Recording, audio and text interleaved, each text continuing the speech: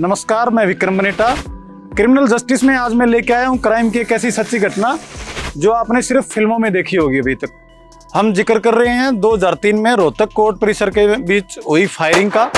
Firing में एक अधिवक्ता अपने गैंगस्टर क्लाइंट को बचाने के लिए पीजीआई की दौड़ लगा देता है। हालांकि वो वकील अपने गैंगस्टर क्लाइंट की जान तो नहीं बचा पाता है, लेकिन उनके इस जज्बे के कारण हर किसी का ध्यान उनकी ओर जाता है। हम बात कर रहे हैं अधिवक्ता प्रदीप मलिक की। अधिवक्ता प्रदीप मलिक से आपको मिलवाते हैं और जानते हैं आखिर उस दिन कोर्ट परिसर में ऐसा क्या हुआ था।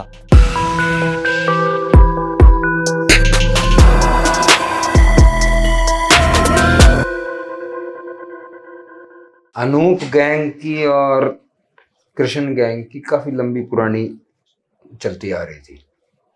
पहले बलराज था अनूप का भाई, उसके नाम से गैंग था। बलराज का कत्ल होने के बाद अनूप ने कमान संभाल ली थी। उसके बाद इनकी आपस में काफी वो चलती रही, उस तरफ से भी मारे, इस तरफ से भी मारे। मैं अनूप के और बलराज के सारों के जितने केसेस थे उनके अंदर मैं वकील हुआ करता था।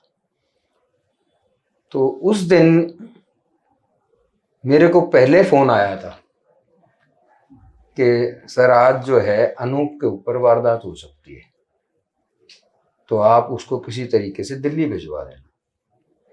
तो मैंने कहा भाई कोर्ट के अंदर तो ऐसा कुछ नहीं हो सकता, इतनी सिक्योरिटी है, सारी चीज़ है, और फिर भी देखेंगे। तो उस केस के अंदर ये 3 मुलजिम थे, अनूप, नरेश काड़ा बोर का, और एक विनोद था, मित्राऊ गांव का ही, दानी कहते थे उसको। तो अनूप को और विनोद को सोनीपत भेज रखा था और नरेश को जींद जेल में भेज रखा था।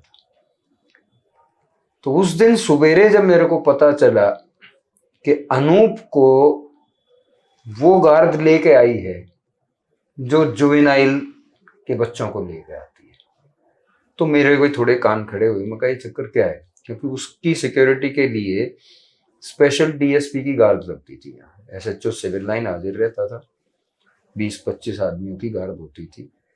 लेकिन उस दिन इतने सीरियस ऑफेंस के अंदर जो जुवेनाइल के मुलजिम लेके आती है, और वो हथियार नहीं रखते, क्योंकि बच्चों को जो लेके आते हैं वो अपने साथ हथियार कैरी नहीं करते। सिर्फ आईओ जो होता है, इंचार्ज होता है, वो अपने साथ एक पिस्टल रखता है, अंदर रखता है वो।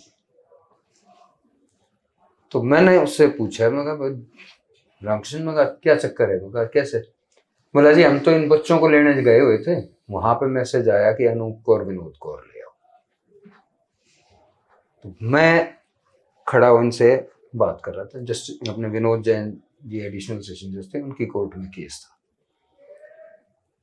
तो वो पहली तारीख पे उनकी कोर्ट थी टॉप फ्लोर पे, उससे इसी तारीख के ऊपर उनकी ग्राउंड फ्लोर पे आ गई, जिस दिन वारदात हुई, जिस दिन ये वारदात हुई। तो मैं इनसे बात करने गया तो वहां मेरे से गाड़ी के अंदर बैठे बैठे भी मेरे को विनोद ने कही, मतलब कि सर इसको आज अनूप को जो है वापस भेज देना। क्यों अनूप जो है उस वक्त तक सुधर गया था। वो विपसना वगैरह का, तिहाड़ जेल के अंदर जब रहा तो वहाँ विपसना का कोर्स भी करता था, सारी चीज करता था। किरण बेदी ने उसको विपसना का इंस्ट्रक्टर भी बना दिया था वहाँ पे। तो वो एक दूसरी तरह की लाइफ में आ गया था, सन्यासी टाइप का आदमी हो गया था। तो वो कहने लगा नहीं मलिक साहब कुछ नहीं होता, सब ठीक है। इतना कहे तो इतनी देर में कोर्ट का नायब कोर्ट आया, उसने कहा कि जी आवाज होगी, बुला रहे। उस दिन ऑर्डर सुनाना था इस केस के अंदर विनोद जैन ने। तो चलने लगे तो वो उनको निकाल रहे थे, तो अनूप ने बोला कि मैं एक बार टॉयलेट जाऊंगा। तो 2 सिपाही, एक हवलदार और सिपाही, उसको लेके और वो निकले। मैं उनके साथ साथ बात करता हूँ, उन्होंने निकल लिया। तो जैसे ही कोर्ट की बिल्डिंग के अंदर एंटर किया तो घुसते ही सीढ़ियां हैं ऊपर, ग्राउंड फ्लोर का टॉयलेट बंद था। तो वो उसको लेके फर्स्ट फ्लोर की तरफ ऊपर चढ़े, मैं थोड़ा सा कोर्ट की तरफ, आगे की तरफ। इतनी देर में ऐसा लगा जैसे किसी ने टीन के ऊपर पत्थर मार लगातार। मैंने मुड़ के देखा तो नीचे 3 लड़के खड़े हुए और वो ऊपर की तरफ फायरिंग कर, और ऊपर भी 3-4 लड़के खड़े थे, वो ऊपर से फायरिंग कर रहे थे। उसके 2-3 2 ही मिनट के अंदर अंदर अनूप भागता हुआ है, बिल्कुल खून से लथपथ, और भागता हुआ पिछली तरफ जो गैलरी है जजेस की, जो रिटायरिंग रूम की और सुप्रीडेंट के कमरे की गैलरी है, उस तरफ भागा वो। ये सारे भागते हुए उसके पीछे गए,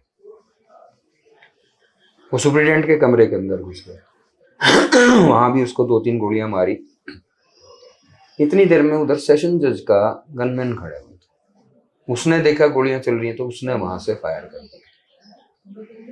वो इनका एक मुकेश लड़का था जो मुलजिम था मारने वालों में, उसके यहाँ मुंह पे लगी गोली। तब वो लेके वहां से भागे।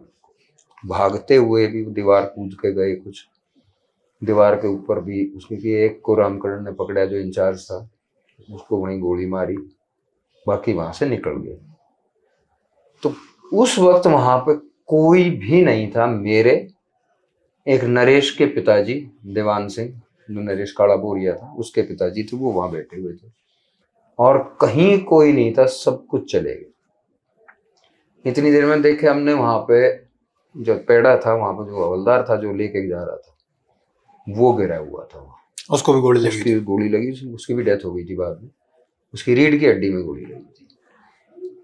एक शिवचरण हेड कांस्टेबल था, उसके गोली लगी थी, उसके यहाँ पे छर्रे वगैरह लगे हुए थे, हाथ में गोली निकल गई थी। तो मैं भागता हुआ गया, मैंने अंदर देखा रिटायरिंग रूम में, वहां अनूप पड़ा हुआ था, सुपरिटेंडेंट और ये 2-3 आदमी बिल्कुल कोने में लगे हुए, और वो सांस ले रहा था उस टाइम। तो मैंने उनसे कहा, मैं अगर एक बार उठवाओ उसको किसी को, वो कोई भी नजदीक ना आए। तो मैंने फिर अपने मुंशी था जसबीर, उसको मैंने फोन किया, मैं मेरी गाड़ी लेकर अंदर आता। मैं वहां बाहर की तरफ आया तो भीम रंगा ASI हुआ करता था उस टाइम, जो बाद में इंस्पेक्टर भी बना। जी जी, वो उस जो शायद जसवंती के अपना घर वाले केस में केस भी के अंदर भी था वो। वो आया तो मैंने उसको गुस्से में कही, अरे मैं कहा तू नाम का भीम है क्या? मैं कहा एक आदमी जान जाने लग रही, उठा के नहीं लेके आ सकते? वो आया मेरे साथ, मैंने और उसने दोनों ने हमको उठा के गाड़ी की पिछली सीट पे डाला, आपकी कार में? मेरी कार में, और भीम मेरे साथ बैठे आगे, मैंने गाड़ी ली। इतने देर में वो शिवचरण दिखाई दिया, उसको भी मैंने मगा पीछे बैठ तू भी फटाफट, उसको भी बैठाया। दूसरी जो अपना रामनिवास हुड्डा है, टोनी कहते हैं, वो आ गया, उसने भी अपनी गाड़ी मंगाई, उसने उस हेड कांस्टेबल को अपनी गाड़ी, जिसको छर्रे लगे थे, जिसको छर्रे लगे, तो हम वहां से लेके फिर मैंने भगाई गाड़ी।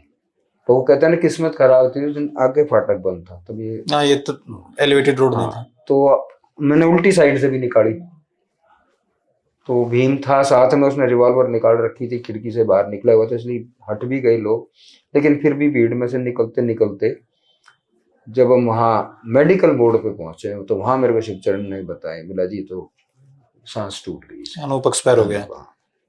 फिर भी हम इसको PGI तक लेके गए, वहां जाके उसका उन्होंने इमीडिएटली चेक किया, वहां ब्रॉड डेड डिक्लेयर करा। तो वो एक ऐसा इंसिडेंट था जिसमें बिल्कुल सारा का सारा मेरी आंखों के सामने होया। तो आमतौर पे वकील जो है, वकील क्या कोई भी दूर हट जाते हैं, या कोई क्लाइंट के लिए कोई वकील ऐसा नहीं करता? तो आपने ऐसा क्या? नहीं, ऐसा है, वो मेरा क्लाइंट ना भी होता तो भी किसी की जान बचाना एक बहुत बड़ी चीज होती है। आपकी आंखों के सामने कोई आदमी मरने लग रहा हो, उसमें सांस बाकी हो, तो कोशिश ये करनी चाहिए कि किसी तरह की, वो उनके झगड़े अपनी जगह है, उनकी लड़ाइयाँ अपनी जगह है। अगर उसकी जगह कृष्ण होता, उसको अनूप वगैरह गोली मार देते तो मैं उसको भी उठा के ले जाता। उसमें मैंने कोई डिफरेंशिएशन नहीं था, मेरा मकसद सिर्फ ये था कि एक आदमी की जान बच जाए इसकी। लेकिन वो ठीक है, उसकी किस्मत थी वो। तो पहला केस हो गया ऐसा किसी कोर्ट में, कोई वकील किसी सबसे पहला केस वही था, कोर्ट के अंदर भी पहला ही केस था वो, गोली चलने का रोहतक कोर्ट का पहला केस था वो। उससे पहले रोहतक कोर्ट में गोली नहीं चली थी कभी भी, वो फर्स्ट केस था जिसके अंदर गोली चली और डेथ मर्डर हुआ।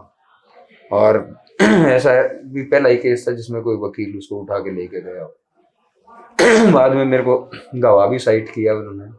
अच्छा, इस केस में गवाह बनाया आपको? गवाह बनाया इसके अंदर, लेकिन उसमें फिर मुलजिम पार्टी ने ऑब्जेक्शन किया कि ये तो वकील हैं तो इनका तो गवाही बनती नहीं है, तो उस वजह से फिर उसको ड्रॉप कर दिया था। अपने मन गवाही दी नहीं थी उसके इसके। जी जी। तो ये एक ऐसा इंसिडेंट हुआ था। उसके बाद भी मेरे 2-3 क्लाइंट्स का हुआ। संजय बुटानिया था जो सोनीपत कोर्ट के अंदर उसका मर्डर हुआ। खैर वो मेरी हाजिरी में नहीं था, मैं वहाँ नहीं था उस दिन जज साहब छुट्टी पे थे। उसके भाई का भी कत्ल हुआ वहाँ पे।